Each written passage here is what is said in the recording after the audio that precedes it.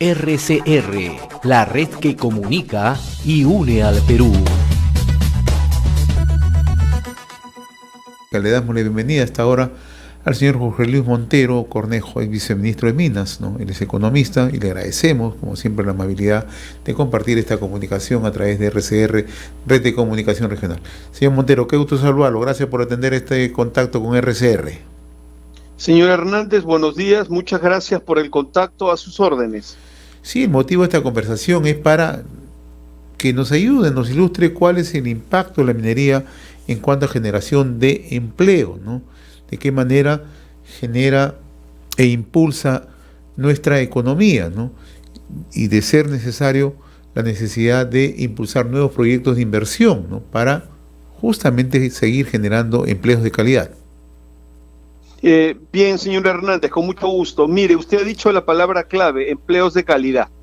El salario medio en el sector minero es 30-40% en promedio superior a a la media de los salarios nacionales. Eso significa de que es un salario de mejor calidad, es un salario con beneficios, es un salario con protección, es el salario que todos quisiéramos. El impacto del empleo lo podemos entender desde el empleo formal, directo, el empleo formal, indirecto o asociado, y el empleo informal, que es propio de la pequeña minería y la minería artesanal o la minería tradicional. Vamos a hablar de eso brevemente. Mire, el empleo formal, señor Hernández, en minería, gran minería, mediana minería principalmente, ronda alrededor de las 200.000 personas, quizá un poco más, es un empleo directo, importante, bien remunerado y con las mejores condiciones. Estamos hablando de 210.000 personas. Ahora, el empleo, la minería, las operaciones mineras formales generan no solamente el empleo directo, sino también generan un empleo indirecto o asociado. Y permítanme allí hacer algunas precisiones. Por ejemplo, las operaciones mineras necesitan servicios de alimentación, y esos servicios de alimentación generalmente son tercerizados a un catering que se encarga de esas cosas. Hospedaje, el servicio de hospedaje en campamentos también son tercerizados. Mantenimiento de carreteras con frecuencia son tercerizados. La vigilancia 24 horas, 365 días, que da muchísimo empleo, también es una actividad tercerizada. El transporte de personal también lo es con frecuencia. El movimiento de tierras con maquinaria amarilla, línea amarilla, también es una actividad con frecuencia tercerizada. Y hay otros equipos que son tercerizados y que dan empleo, como los que he mencionado antes, como por ejemplo el alquiler de luminarias, que es un rubro importante. Las minas trabajan 24 horas al día y en la noche se necesita el servicio de luminarias, el servicio de camabajas, plataformas que son también normalmente tercerizadas, el servicio de grúas, el servicio de cisternas para el mantenimiento de caminos. Todo eso no tiene que ver directamente con el core del negocio, que es la voladura, el acarreo, el procesamiento en planta y después el despacho en concentrados, sino son actividades indirectas que normalmente se tercerizan. Pero no solamente eso, también tenemos actividades de consultoría que generan mucho empleo y que mueven mucho dinero. La consultoría a nivel internacional es un negocio de 300.000 millones de dólares, imagínese usted. El negocio de construcción, las minas permanentemente están construyendo o destruyendo infraestructura para cambiarla, modificarla, etcétera. La compra, la adquisición de productos metálicos, bolas de molino, por ejemplo, que generan movimientos económicos en otras empresas que generan empleo. La producción de la compra, la adquisición de sustancias químicas, como por ejemplo los explosivos para las voladuras, etcétera.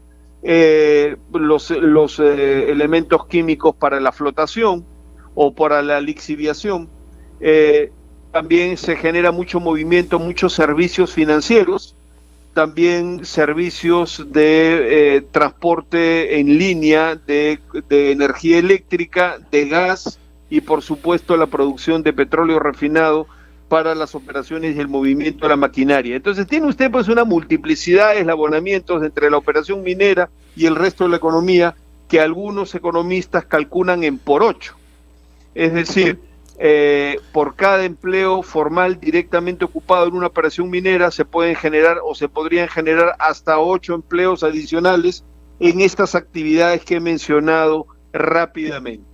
No sé si hasta aquí tiene usted alguna pregunta o termino la idea. Sí, una pregunta para que luego ya complemente con otra información, otra data que usted tiene, ¿no? Aquí se demuestra que hay encadenamientos en actividades económicas, ¿no?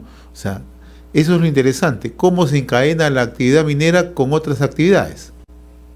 Enorme. La minería es una locomotora, señor Hernández, es una locomotora de crecimiento económico que debería transformarse en desarrollo territorial económico también. Ahí viene el punto que quería añadirle. La operación minera, la actividad minera, el sector minero también genera empleo en sus áreas o debería generar empleo en sus áreas de influencia directa a través de tres estrategias. La primera son los proyectos de relaciones comunitarias que generan un movimiento de personal, no solamente una capacitación de la población local, sino un involucramiento rentado de la población local en sus proyectos agrícolas, en sus proyectos pecuarios, en sus proyectos piscícolas, en sus proyectos forestales, en los proyectos de mantenimiento de vías y caminos vecinales, etcétera, etcétera. También generamos inversiones, también la minería genera inversiones en el cierre de brechas y reactivación económica por COVID-19, por ejemplo. Lo está haciendo a través de decretos de urgencia del Ministerio de Energía y Minas con el Ministerio de Economía y Finanzas.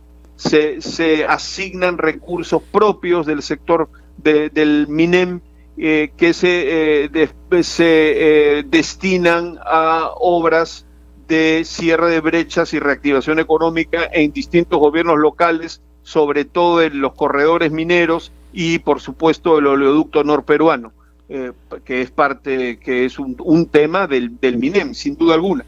Después también tenemos el canon, la aplicación del canon en los gobiernos locales, que también genera empleo en las consultoras, en las constructoras, que a su vez subcontratan población local. En fin, hay todo un mundo de lo que yo llamaría el empleo social del sector minero, de las operaciones mineras en su entorno, vía canon, vía cierre de brechas, vía proyectos de relaciones comunitarias. Y por último, quisiera mencionar, señor Hernández, el empleo indirecto, el empleo informal, de la pequeña minería y minería artesanal y minería tradicional. El empleo informal. Mire usted, en el año 2020, a diciembre del 2020, enero del 2021, teníamos 89,000 reinfos. Y en esa época se dio en el año 2000, los primeros meses del 2021, se logró un decreto supremo, el 009-2021, Energía y Minas, que depuró los reinfos creando la figura de la suspensión para todos aquellos reinfos que no cumplieran con el IGAFON preventivo, con el IGAFON correctivo, con el RUC, etcétera, etcétera, etcétera. ¿Saben ustedes cuántos reinfos quedaron suspendidos y siguen suspendidos? De los 89,000 que habían, 65,000 quedaron suspendidos y siguen suspendidos porque no eran reinfos reales, en realidad, reinfos activos, reinfos de operaciones mineras a pequeña escala reales. 73% se quedó suspendido y sigue suspendido. Eso significa de que en realidad tenemos 24,000 operaciones mineras informales inscritas en el reinfo. Mire usted, si en cada operación minera a pequeña escala tiene usted, no sé, alrededor de 10 personas trabajando, ahí nomás tiene 240,000 empleos directos. Si fueran 15 personas trabajando en operaciones mineras a pequeña escala, tendría 360.000 empleos directos, aparte de los empleos indirectos que la minería informal también genera. Échele por 5, 300.000 por 5, 1,5 millones, más 800.000 de la minería formal. Está usted hablando de más de 2 millones de empleos vinculados directa o indirectamente al empleo de la gran minería formal, de la mediana minería formal, y vinculados al empleo de la pequeña minería o minería artesanal mayoritariamente informal. Está usted hablando de 2.300.000 empleos con ingresos importantes para esas familias. El impacto es enorme, señor Hernández. Ahora, ¿cuál es la razón, señor Montero, por que este registro integral de formalización minera, conocido como REINFO, no ha logrado avanzar? ¿Cuál es la razón de fondo? Mire, la razón de fondo es que nos falla el control posterior. No logramos, no hacemos, digamos, a ver, vamos por partes, buena pregunta. En primer lugar, la pequeña minería y minería artesanal es una responsabilidad de los gobiernos regionales a través de las direcciones regionales de minería, de energía y minería. La clave del REINFO, si quisiéramos tener un REINFO que funcione y que realmente formalice a las personas, son dos. Primero, el cumplimiento de los requisitos indispensables como los sigafones preventivos, correctivos, el RUC, el permiso para uso de sustancias peligrosas, etcétera, etcétera, el acceso a la superficie, el acceso a la titularidad del subsuelo. Imagínese usted, eso tiene que funcionar muy bien y no está funcionando muy bien. Por eso tiene usted el 73% de los REINFOs suspendidos, porque no cumplen con eso. Ese es un punto fundamental. ¿Qué está haciendo el Estado para ayudar a la gente en concreto a cumplir con estos requisitos fundamentales? Algo sin duda, pero no es suficiente. Y el segundo punto tiene que ver con el control posterior. Es decir, yo genero un REINFO y doy una coordenada de donde saco 1 kilito de oro al mes. Resulta de que esa coordenada existe, pero ahí no hay nada. El kilito viene de mi compadre que lo saca de Madre de Dios, oro negro, y yo lo paso con mi REINFO. ¿Se está usted dando cuenta? Eso se cae si hay control posterior. ¿De quién? Del gobierno regional, pero usted necesita personal, camionetas, combustible, seguridad, etcétera, etcétera. Presupuesto. ¿Cuánto es el presupuesto que fluye en este momento del Ministerio de Energía y Minas a los gobiernos regionales, a las direcciones? Muy poco, 5 o 6 millones de soles, cuando usted tiene 23 o 24 regiones involucradas en esto.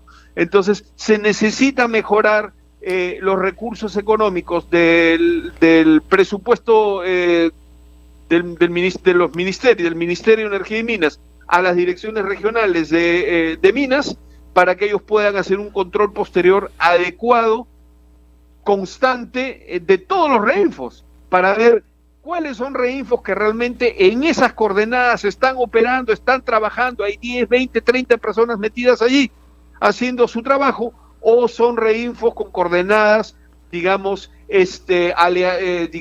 inexistentes, en el sentido de que allí no hay nada, sino simplemente yo lo uso para transitar por las carreteras con mi REINFO para que la policía no me pare, con el oro que saqué de esas coordenadas donde no hay nada, sino es un oro negro que viene de la selva. ¿Se da usted cuenta, señor Hernández? Una pregunta final, y nos ha hecho usted una visión gráfica muy pormenorizada, ilustrativa, sobre el impacto que tiene la minería, ¿no?, en la generación de empleo. Y hay quienes proyectan que si el gobierno tendría la voluntad política de impulsar un paquete de proyectos mineros que se encuentran en cartera, se podrían generar más de 2 millones de empleos, ¿no?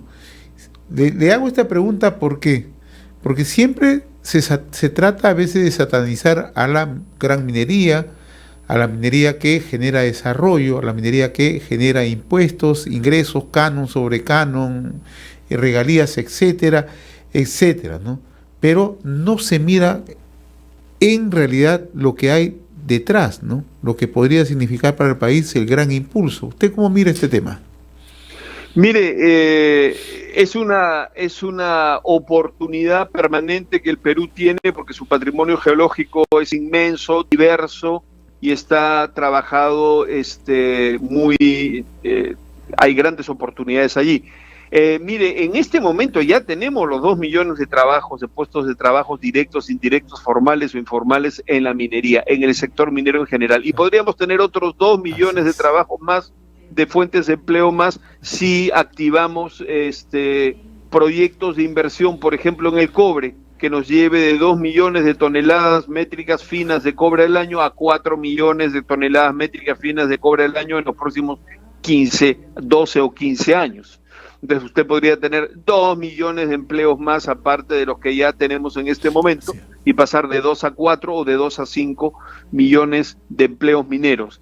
Eso es una oportunidad que el Perú tiene y lo que necesitamos es la decisión política de impulsar estos proyectos serios, estos proyectos con sostenibilidad, con competitividad, con responsabilidad. Sin embargo, la decisión política pues no pasa pues por tramitar papeles en el ministerio, son necesarios, hay que hacerlos, pero no pasa solamente por eso, pasa porque las autoridades, desde las más altas, se pongan pues los pantalones largos y salgan a decir es política de Estado el desarrollo de la minería en el Perú. Y yo lo digo porque soy una alta autoridad, todos saben quiénes son, quién soy, qué hago, cuál es mi nombre, y yo digo, el Perú tiene como política de Estado el desarrollo de la minería responsable. Eso es una decisión política, señor Hernández, no hacer solamente papelitos y llamar al sub para decirle saca el papelito de esta empresa porque nos interesa que esta empresa, no, es salir al público y decirle al Perú nos interesa la minería, es política nacional. Muy bien, don Jorge Luis Montero Cornejo, como siempre muy reconocido por esta comunicación con RCR, Red de Comunicación Regional. Con seguridad vamos a seguir conversando estos temas más adelante, porque lo que el Perú necesita es generalmente inversiones que apalanquen el desarrollo del país. Nuevamente nuestro agradecimiento. No sé si tenga algo que agregar, por favor. Bueno, simplemente agradecerle como siempre al señor Hernández y a RCR la oportunidad que me dan de poderme dirigir a las personas que están interesadas en la minería o que buscan información sobre minería. A sus órdenes hasta cualquier otro momento. Muchas gracias. Los agradecidos somos nosotros. Conversamos con el señor Jorge Luis Montero Cornejo, ex viceministro de Minas. RCR, la red que comunica y une al Perú.